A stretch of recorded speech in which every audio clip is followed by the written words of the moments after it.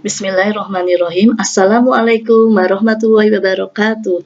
Selamat pagi anak-anak. Bagaimana kabar kalian hari ini? Semoga masih tetap semangat dan sehat ya, walaupun kalian belajar di rumah. Pada pagi hari ini, Bu Isma akan mempelajari tentang tema 3, benda di sekitarku, subtema 2, wujud benda, pembelajaran ke-6, tentang wujud dan sifat benda. Mari kita mulai. Tujuan pembelajaran kita hari ini adalah dengan melihat tayangan PPT, kalian bisa melengkapi peta konsep tentang wujud benda dan sifat-sifat benda serta memberikan contohnya. Yang kedua, kalian diharapkan dengan mengamati benda-benda yang ada di dalam rumah, kamu dapat mengidentifikasi benda dan menuliskannya ke dalam tabel pengamatan. Yang ketiga, dengan kegiatan literasi tadi, dengan menyimak bacaan dan melengkapi peta konsep, diharapkan kalian dapat menulis cerita tentang manfaat benda beraneka wujud dengan menggunakan bahasa kamu sendiri. Yang keempat, diharapkan kalian dapat menimbang dengan satuan baku untuk berat. Yang kelima, dengan kegiatan menimbang, kalian diharapkan dapat mengurutkan dari berat yang ringan hingga yang terberat. Yang ketujuh, dengan melihat tayangan PPT tentang teks bacaan hidup sederhana, diharapkan kalian dapat memberikan contoh sikap hidup sederhana yang bisa diterapkan dalam kehidupan sehari-hari. Next, lanjut kita simak bacaan teks berikut ini. Di lingkungan sekitar banyak kita jumpai berbagai jenis benda. Kita dapat mengetahui dengan cara mengidentifikasi ciri-ciri benda tersebut. Ada benda yang berbentuk padat, cair, dan gas. Setiap benda memiliki manfaat bagi kehidupan manusia. Kita harus selalu bersyukur kepada Tuhan Yang Maha Esa yang telah menganugerahi benda di alam ini. Lanjut, kita simak teks bacaan berikut dengan judul Benda sebagai Anugerah Tuhan Yang Maha Esa. Benda-benda yang ada di sekitar kita ini sangat beragam. Berdasarkan wujudnya ada 3, yaitu benda padat, benda cair, dan benda gas. Benda padat yang pertama, ukuran dan bentuk benda padat selalu tetap. Bentuk benda padat tidak mengikuti wadahnya. Benda padat dapat kita pegang secara langsung. Benda padat bentuknya bermacam-macam. Ada persegi, bulat, segitiga, dan layang-layang. Benda padat tersusun dari zat-zat yang rapat hingga bentuknya sangat keras. Contoh benda padat adalah buku, pensil, meja, tas, gelas, dan botol minuman. Lanjut yang kedua, benda cair. Benda cair itu selalu berubah-ubah sesuai wadahnya, sedangkan volumenya tetap. Benda cair dapat kita pegang secara langsung. Benda cair mengalir dari permukaan yang tinggi ke permukaan yang rendah. Benda cair tersusun dari zat-zat yang agak renggang sehingga mudah dipisahkan. Contohnya adalah air, minyak, oli, bensin, kecap, spiritus, dan tinta. Yang ketiga, benda gas. Benda gas memiliki bentuk dan volumenya berubah-ubah. Benda gas tidak dapat kita pegang, tapi dapat kita rasakan keberadaannya.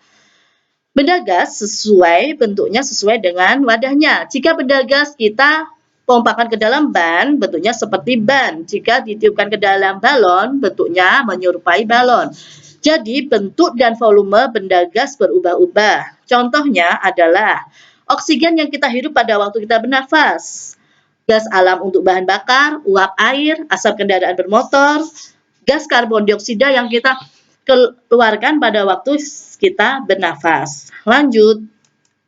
Setelah kalian menyimak teks bacaan tadi, diharapkan kalian dapat melengkapi peta konsep berikut ini.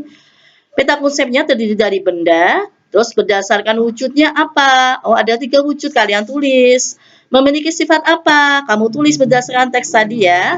Terus contohnya, diharapkan para siswa dapat memberikan contoh masing-masing 2. Lanjut, next.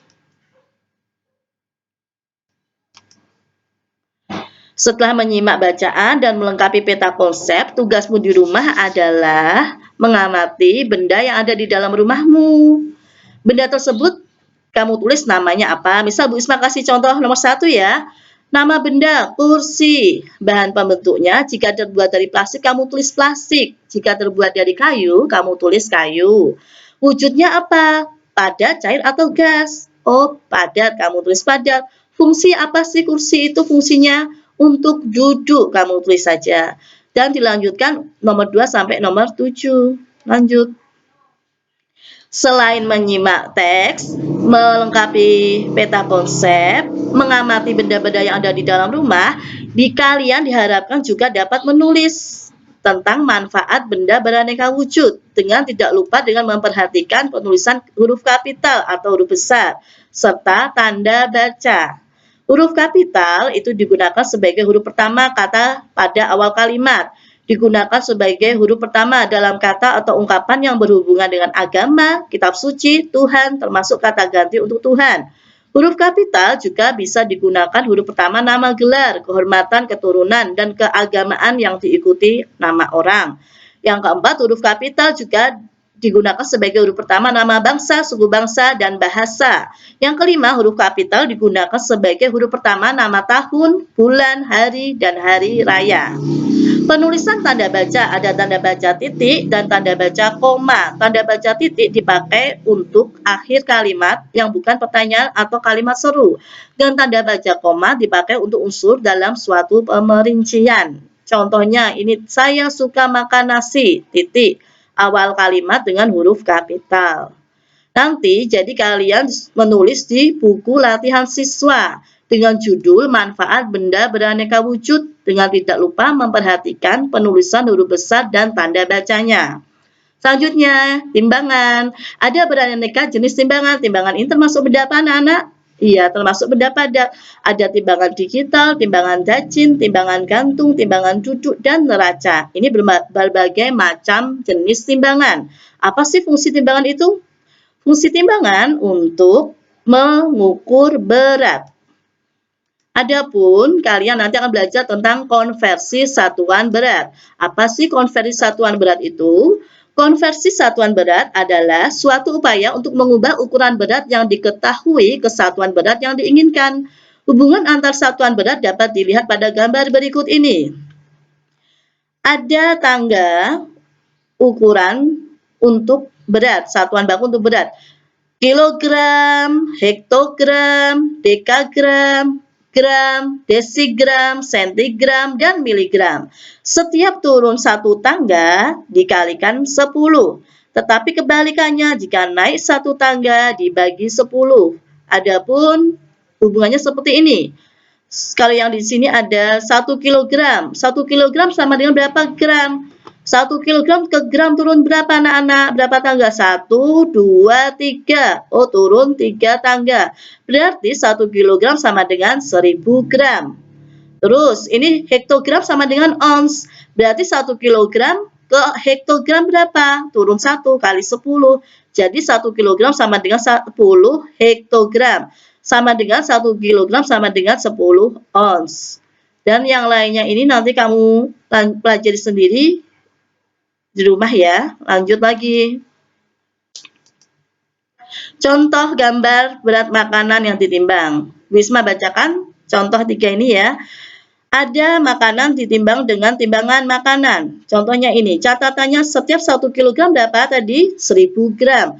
Jadi kalau 5.200 gram sama dengan 5 kg dan 200 gram. 3.000 gram sama dengan 3 kg dan 0 gram. 4.200 gram sama dengan 4 kilo dan 200 gram. Dan untuk yang lainnya, gambar lainnya ini sama aja. Nanti kamu lihat lagi ya sendiri. Lanjut. Tentukanlah satuan berat yang tepat. Pertama, nomor 1, berat badan Tika adalah 30. Apa ya, 30 kg apa gram? Ya, 30 kg. Yang kedua, berat cincin ibu adalah kilogram atau gram, anak-anak? Gram, 2 gram. Yang ketiga, ibu membeli telur seberat 1 kg atau gram? 1 kilogram. Yang keempat, gula pasir yang dibutuhkan untuk membuat kue adalah 250 gram. Lanjut. Kalian tadi sudah tahu membaca timbangan, menimbang berat badan. Diharapkan di rumah nanti kalian juga menimbang berat badan seluruh anggota keluargamu. Kemudian kamu urutkan dari yang teringan hingga yang terberat. Kemudian